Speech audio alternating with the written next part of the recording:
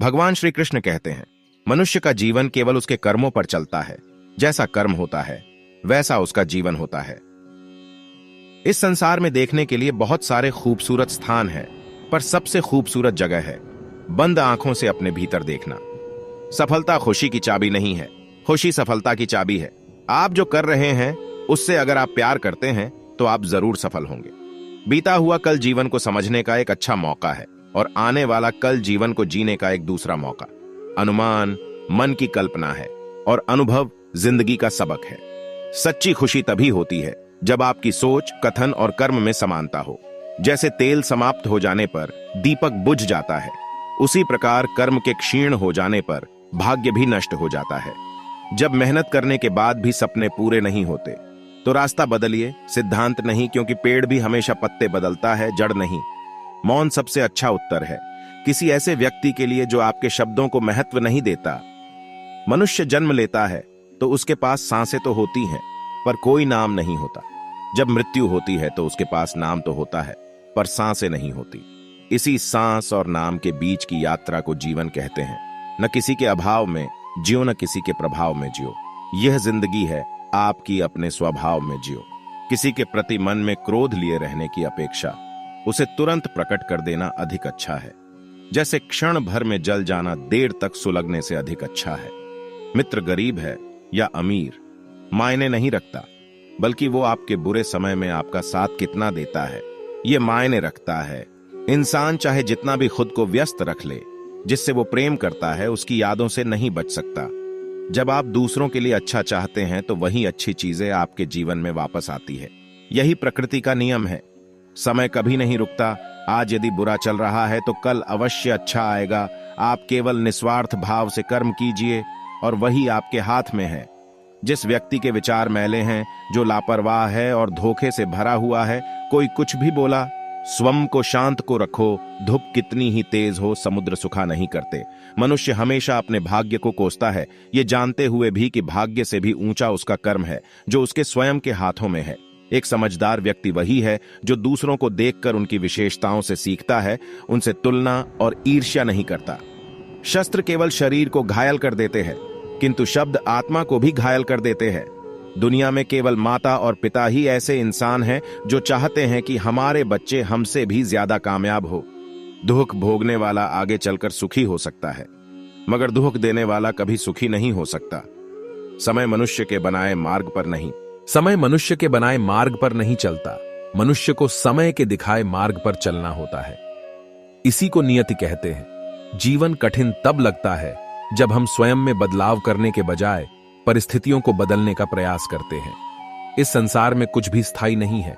संतुष्ट मन इस विश्व का सबसे बड़ा धन है। कर्म किए जाओ, फल की चिंता मत करो। भगवान प्रत्येक वस्तु में, प्रत्येक जीव में मौजूद है। आत्मा अमर है, इसलिए मरने की चिंता मत करो।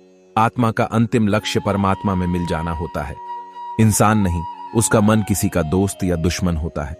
बड़प्पन वह गुण है जो पद से नहीं, संस्कारों से प्राप्त होता है।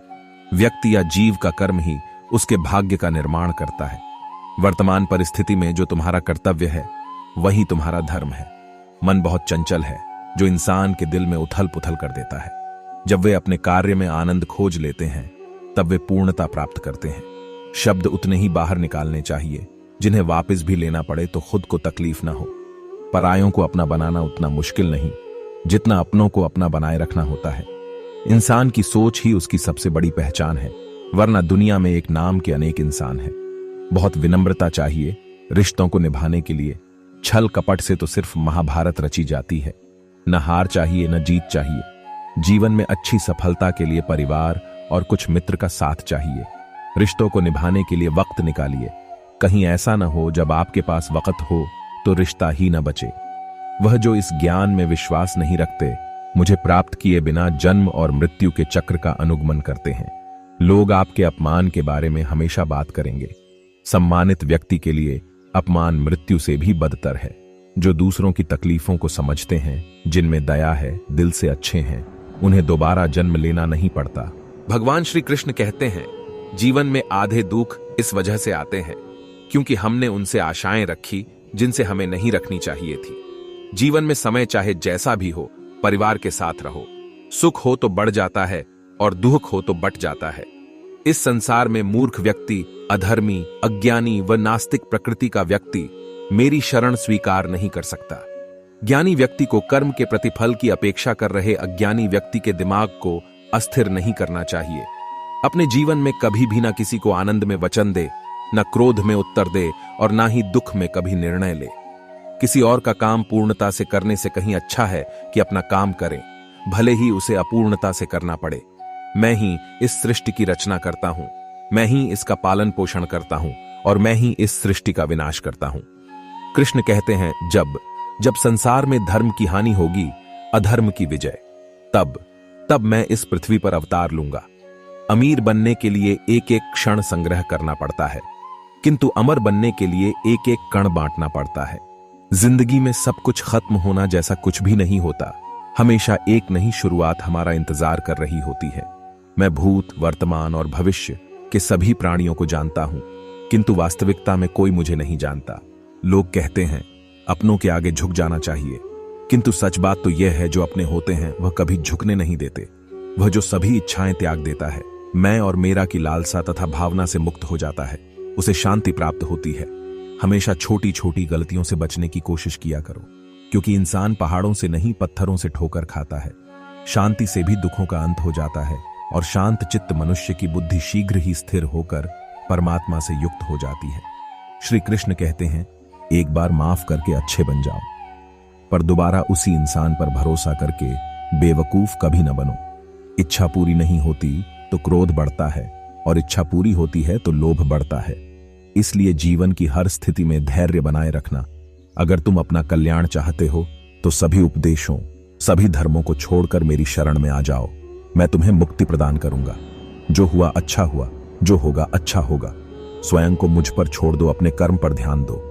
कर्म ऐसा जो स्वार्थ रहित, पाप रहित हो।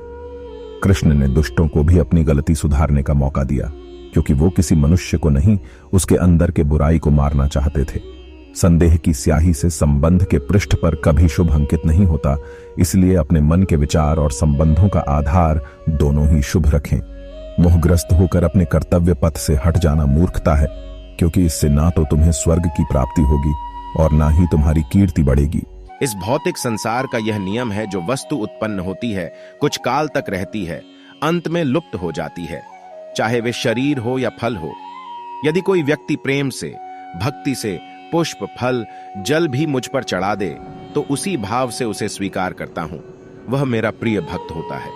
उसे मत डरो जो वास्तविक नहीं है, ना कभी था, ना कभी होगा। जो वास्तविक है वो हमेशा था और उसे कभी नष्ट नहीं किया जा सकता।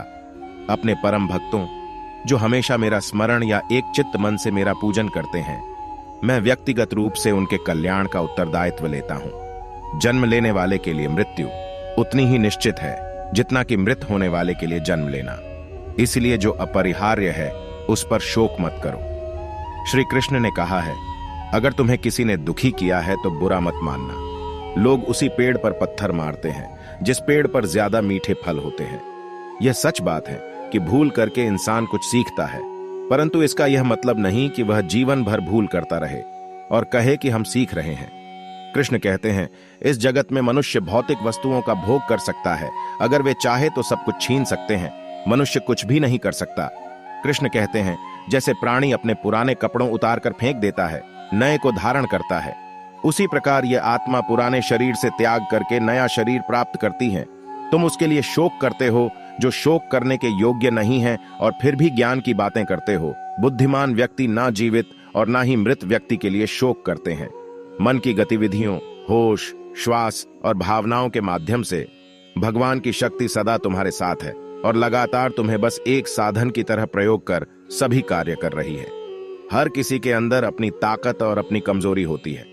मछली जंगल में नहीं दौड़ सकती और शेर पानी में राजा नहीं बन सकता, इसलिए अहमियत सभी को देनी चाहिए। धर्म युद्ध में कोई भी व्यक्ति निष्पक्ष नहीं रह सकता है। धर्म युद्ध में जो व्यक्ति धर्म के साथ नहीं खड़ा है, इसका मतलब है वह अधर्म का साथ दे रहा है, वह अधर्म के साथ खड़ा है। अगर कोई मनुष्य हमारे साथ बुरा कर रहा है तो उसे करने दो, यह उसका कर्म है और समय उसके कर्म का फल उसे जरूर देगा। लेकिन हमें कभी भी किसी के साथ बुरा नहीं करना चाहिए, क्योंकि यही हमारा धर्म है। दोस्तों, मैं आशा करता हूं कि इस वीडियो से आपको बहुत कुछ सीखने को मिला होगा। इस वीडियो में बस इतना ही। मिलते हैं अगले वीडियो में। आप सभी अपना ख्याल रखिएगा। जय श्री कृष्णा।